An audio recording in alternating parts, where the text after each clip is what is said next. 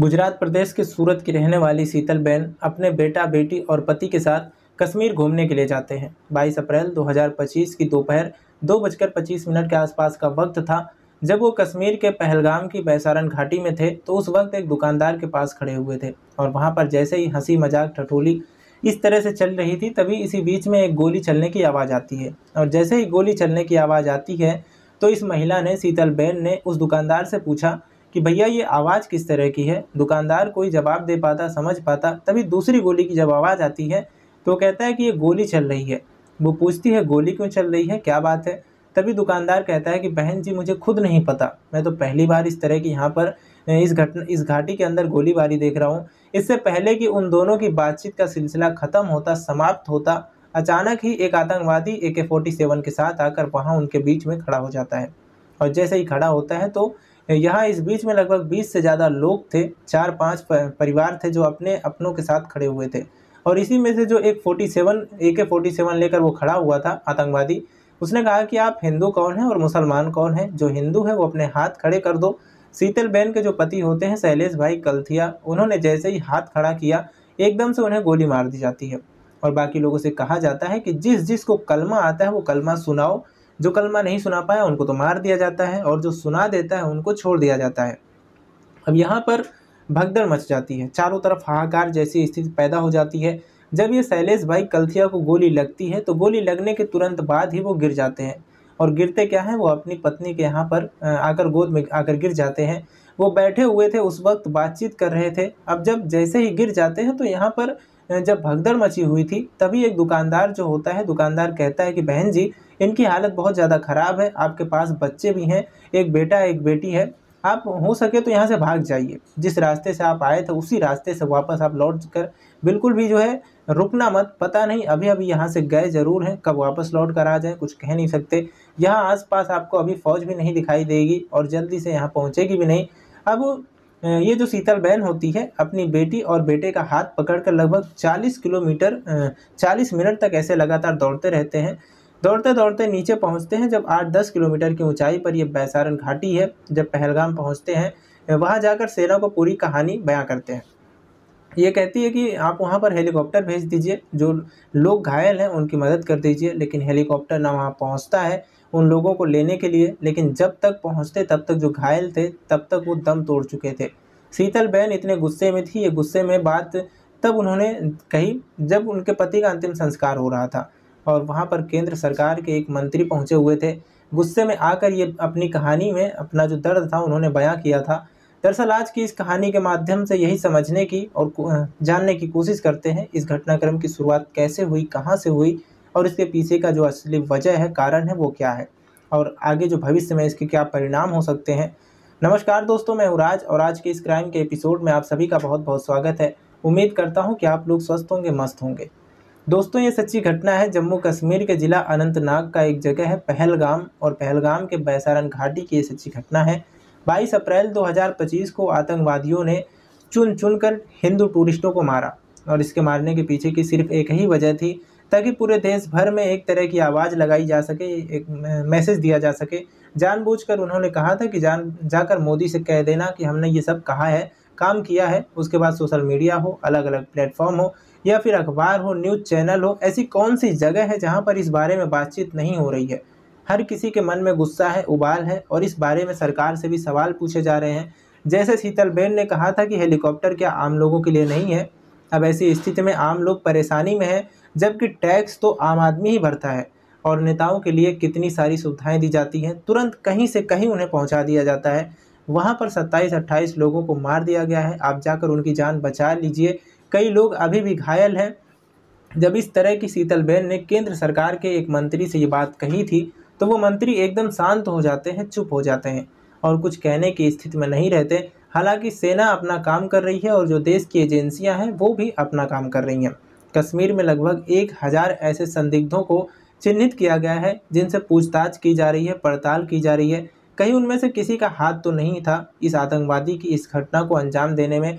उन जो टूरिस्ट थे बेकसूर थे, जिनका कोई कसूर नहीं था, जिनका कोई मतलब नहीं था पूरे इससे, वो तो सिर्फ घूमने के लिए आए थे, अपने परिवार के साथ छुट्टियों का आनंद लेने के लिए आए थे और उन्हें मौत के घाट उतार दिया जाता है। हालांकि जब एजेंसियां लगी हुई हैं तो उन्होंने लगभग 6 ऐसे आतंकवादियों के घरों को चिन्हित किया है जिनको ब्लास्ट करके उड़ा दिया है, जिसमें सोफिया से आतंकी शहीद कुटिल तराल जो पुलवामा में लगता है, आसिफ शेख अनंतनाग में आतंकी आदिल ठोकर और पुलवामा में आतंकी हारिस अहमद, कुलगांव में आतंकी जाकिर अहमद और एहसान उल हक।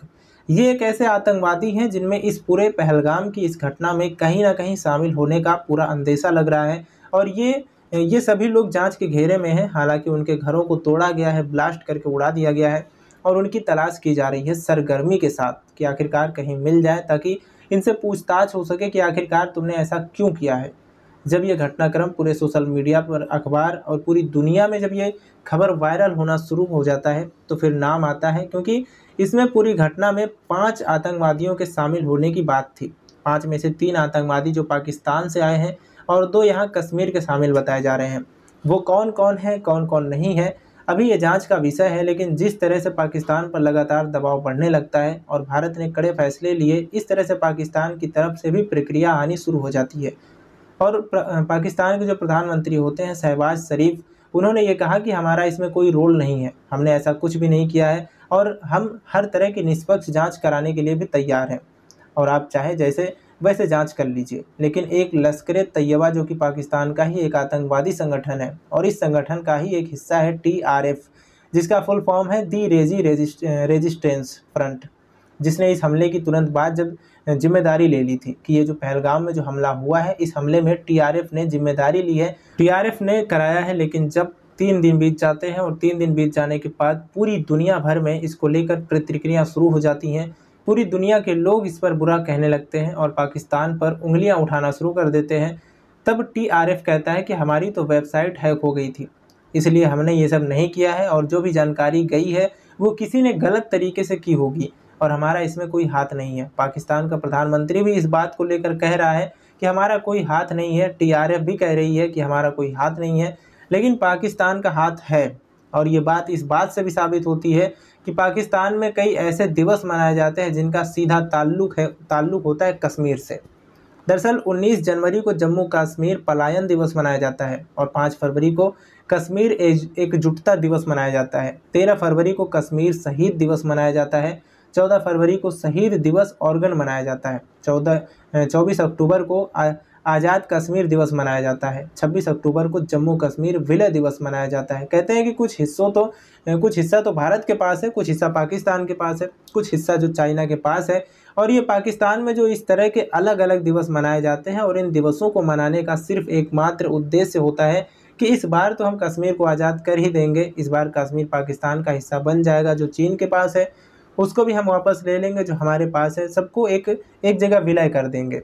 दरअसल कश्मीर एकजुटता दिवस या कश्मीर सोलिडेरिटी डे जो मनाया जाता है, इसके पीछे की अगर कहानी की बात करें तो ये 5 फरवरी को मनाया जाता है और इसकी नींव रखी थी साल 1990 में। और साल 1990 में जो जमाते इस्लामी काजी हुसैन खां थे, इसकी नींव रखी थी। और जैसे ये इसका मकसद था कि कश्मीर के खिलाफ जितना ज़्यादा आग उगल सकते हो, जितना ज़्यादा भड़का सकते हो, जितना ज़्यादा पाकिस्तानी नागरिकों को वोट के लिए एक कर सकते हो, इतना ही करना है। और इनका समर्थन कर देते हैं पूर्व प्रधानमंत्री Nawaz Sharif. Kashmir solidarity day strike का आह्वान किया गया था कि इसको इस रूप में मनाया जाना चाहिए और 1990 से लेकर हर साल इस तरह से ये मनाया जाता है। अगर हम 5 फरवरी 2025 की बात करें तो 5 फरवरी 2025 को बाग, रावलकोट, कोहलू, मीरपुर जैसे कई पाकिस्तान के ज़िलों में ये बड़ी तादाद में इस तरह से मनाया गया। लोगों को इकट्ठा किया, उसमें बच्चे भी इकट्ठे हुए, महिलाएं इकट्ठी होती हैं और एक मानव श्रृंखला ये बनाते हैं ताकि हम सब एकजुट हैं, एक साथ हैं, कश्मीर को इस बार आज़ाद करा के ही मानेंगे, इस तरह की बात करते हैं। और इसमें पाकिस्तान के नेता भी शामिल होते हैं, चाहे वो विधायक हो, सांसद हो, चाहे मंत्री हो, चाहे उनका प्रधानमंत्री हो, साथ ही जो उनके आर्मी के ऑफिसर होते हैं बड़े बड़े, वो भी इस तरह की मीटिंग में जो कश्मीर एकजुटता दिवस जिसका कश्मीर सॉलिडेरिटी डे मनाया जाता है, उसमें जिहादियों को भी शामिल किया जाता है।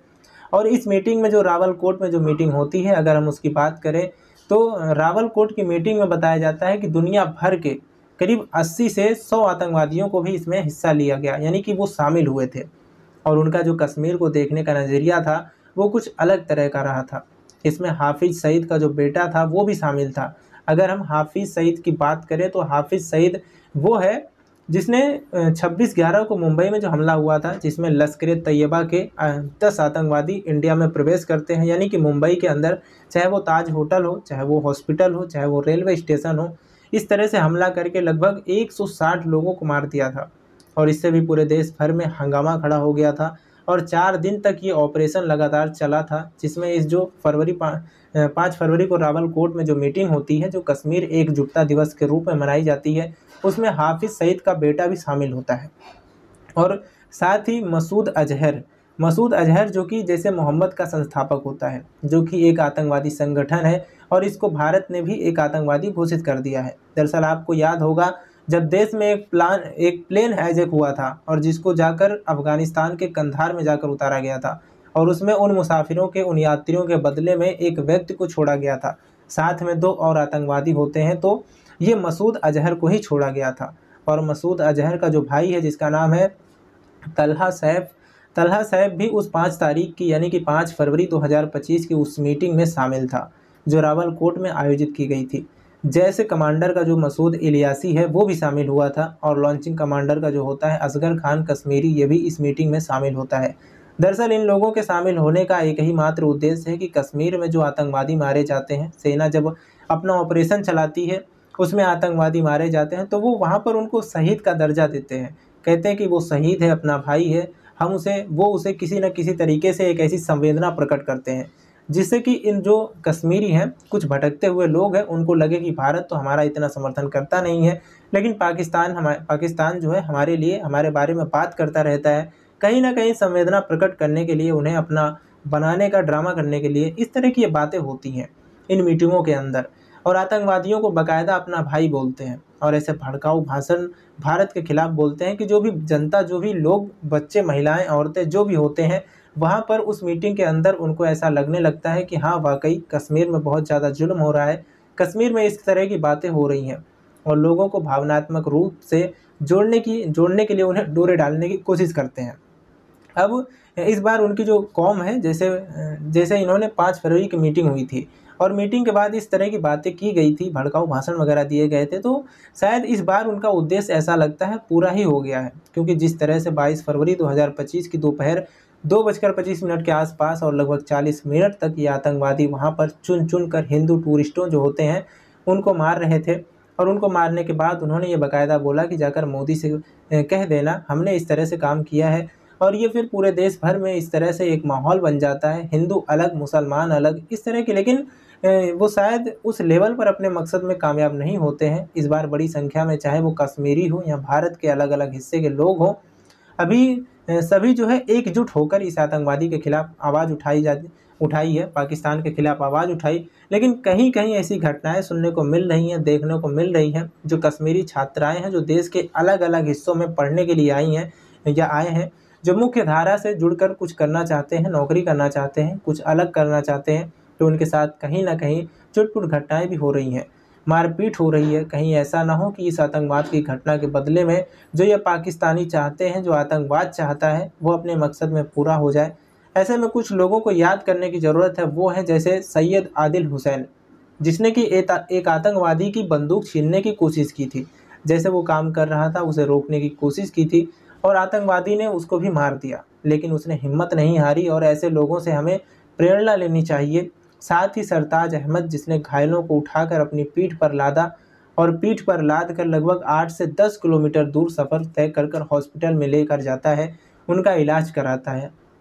ऐसे ही नजाकत अली, जिसने छत्तीसगढ़ के 11 टूरिस्टों की जान बचाई थी और इस बात की चर्चा भी चारों तरफ चल रही है, चारों तरफ हो रही है। अब जैसे कि लगातार पिछले कई सालों से देखा जा रहा है, जब से आर्टिकल 370 यानी कि 370 लागू होता है, उसके बाद फिर कश्मीर के हालात एकदम सामान्य होते चले जाते हैं। लोग काम की तरह लौट रहे हैं और लोग अपना काम कर रहे हैं और इस तरह से लगातार टूरिज़्म भी बढ़ रहा था और टूरिज़्म बढ़ने से वहाँ की इकोनॉमी यानी कि इनकम बढ़ रही थी, आमदनी बढ़ रही थी, लोगों के कारोबार चलने शुरू हो जाते हैं। और जब लोगों के कारोबार चलेंगे तो पाकिस्तान को शायद भड़काने का मौका नहीं मिलेगा। इसलिए वो पाकिस्तान में ऐसी उसने इस बार रणनीति अपनाई कि वो हिंदू मुसलमान का एक बीज इसमें डाल दिया जाए और जब हिंदू मुसलमान ये अलग हो जाएंगे तो कश्मीर को तोड़ने का एक आसान माध्यम मिल जाएगा, मौका मिल जाएगा। लेकिन ऐसा होगा नहीं। सरकार अपनी तरफ से जो प्रयास कर रही है और जो स्थानीय लोग प्रयास कर रहे हैं और भारतवासी जो प्रयास कर रहे हैं, उसमें कश्मीर का साथ देने की ज़रूरत है। उनको अपना भाई बनाने की ज़रूरत है, उनके साथ मिलकर चलने की ज़रूरत है। जिस तरह से पाकिस्तान में कई दिवस मनाए जाते हैं और उन्हें डोरे डालने के लिए, उनको अपना बनाने के लिए यहाँ भी कुछ ऐसी पहल करनी चाहिए, जिससे कि उन्हें ना लगे कि जैसे ये अलग-थलग हो गए हैं, बँट चुके हैं। दोस्तों, गृह मंत्री अमित शाह ने जिस तरह से अलग-अलग मुख्यमंत्रियों को मीटिंग ली, मीटिंग लेने के बाद कहा कि जितने भी घुसपैठी हैं उनको उन घुसपैठियों को पकड़ो और पकड़ने के बाद उनको वहाँ वापस जाके वहाँ पर छोड़ कर आओ जहाँ से वो आए थे। जिस तरह से गुजरात ने लगभग 1000 ऐसे घुसपैठियों को चिन्हित किया है, उन्हें पकड़ा है, गिरफ्तार किया है और उनको वापस भेजने की पूरी तैयारी चल रही है। बाकी अन्य जो प्रदेश हैं उन अन्य प्रदेशों में इस तरह का अभियान शुरू हो चुका है। दोस्तों, इस पूरे घटनाक्रम को सुनाने का उद्देश्य किसी को परेशान करना नहीं है, किसी का दिल दुखाना नहीं है, बल्कि आपको जागरूक करना है, आपको सचेत करना है। जय हिंद, जय भारत।